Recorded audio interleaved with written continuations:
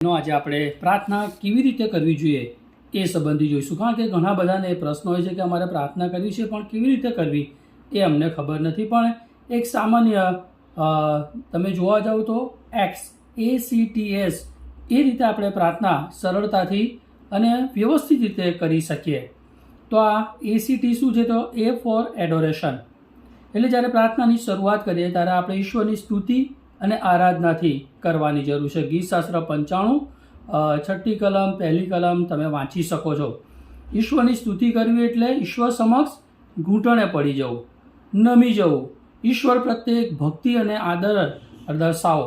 એ આપણે સ્તુતિ આરાધનામાં જોઈ શકીએ. સ્તુતિ આરાધનામાં ઈશ્વરનો જે ગુણ લક્ષણો છે એમનું ચારિત્રને આપણે યાદ કરી શકીએ. ઈશ્વરનું જે મૂલ્ય છે એને આપણે સ્વીકારવું, ઈશ્વરની પવિત્રતા વિશે આપણે સભાન બનીને એમનું સન્માન કરવું, તેમજ તેમના પ્રેમ અને સત્ય પ્રત્યે આપણે પ્રતિભાવ આપ્યો એ થાય. ઈશ્વરની સ્તુતિ કરવી એટલે ગીતો ગાવા દ્વારા પણ આપણે ઈશ્વરની સ્તુતિ કરી શકીએ. એમને અધીન રહેવા દ્વારા, આપણા દાનો આપવા દ્વારા, બીજાઓની સેવા કરવા દ્વારા પણ આપણે ઈશ્વરની સ્તુતિ કરી શકીએ છીએ. વચનો વાંચીને ઈશ્વરની સ્તુતિ કરી શકીએ છીએ. આપણે પ્રશ્ન થાય ઈશ્વર કેવા છે? તો ઈશ્વર પવિત્ર, પ્રેમાળ, દયાળુ, સર્વશક્તિમાન, સર્વજ્ઞ, સર્વવ્યાપી, સર્વસત્તાધીશ ઈશ્વર છે.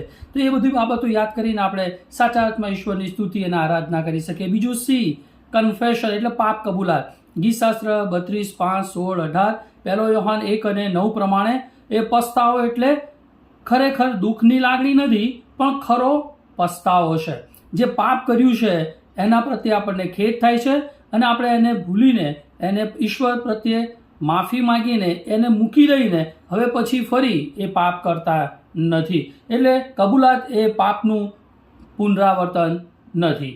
બીજું તો T ફોર થેન્ક્સગિવિંગ, ઈશ્વરનો આભાર માનો. ઈશ્વરે આપણને જે પણ તારણ આપ્યું છે પહેલી તો એના માટે ઈશ્વરનો આભાર માનીએ. ભૌતિક, શારીરિક અને જે કંઈ આનાઓ આપ્યા છે, આપણું રક્ષણ કરે છે, આપણી જરૂરિયાતો પૂરી પાડે છે, તંદુરસ્તી, ખોરાક, કુટુંબ, બાળકો, શિક્ષણ, નોકરી, બધાને માટે આપણે ઈશ્વરનો આભાર માની શકીએ. અને છેલ્લું ચોથું S ફોર સપ્લિકેશન, મધ્યસ્થી કરવી, પ્રાર્થના કરવી. એમાં હું, મારું ને અમારું નહીં, પણ 1 તિમોથી 2 અને 1 પ્રમાણે આપણે વ્યક્તિગત જીવન માટે તો ખરું જ, આધ્યાત્મિક અને બીજી બાબતો માટે, આપણા કુટુંબ માટે, મંડળી માટે, માદાઓ માટે, દેશ વિદેશ માટે જ્યાં સતાવણી થઈ રહી છે અને દરેક જે કરંટ ઇસ્યુ તમે જુઓ છો સમાચાર કે બધી બાબતોના માટે આપણે મધ્યસ્થી કરવાની જરૂર છે. એટલે મધ્યસ્થીમાં હું કે મારું કુટુંબ નહીં પણ બીજી બધી બાબતો જે ઈશ્વર મને બતાવે છે એના માટે આપણે નિયમિતપણે પ્રાર્થના કરવી જોઈએ. એટલે ACTS એ બાબત યાદ રાખીને આપણે નિયમિત પ્રાર્થના કરી શકીએ. Thank you.